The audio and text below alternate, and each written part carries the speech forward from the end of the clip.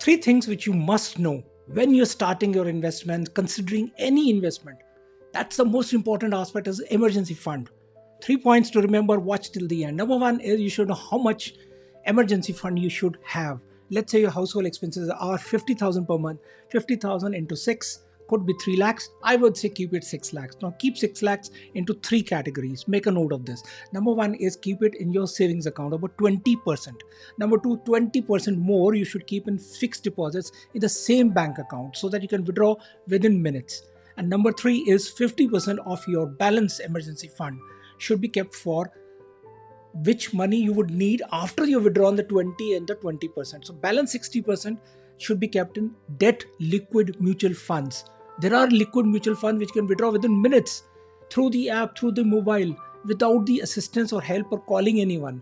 It comes in minutes, up to 50,000 rupees in a day, subject to 90% of the total amount. So these are some quick tips I wanted to give. This is Tarish Bhatia, your financial freedom specialist, a coach at the Richness Academy. Join in the link below to know more in my live webinar, The Richness Masterclass.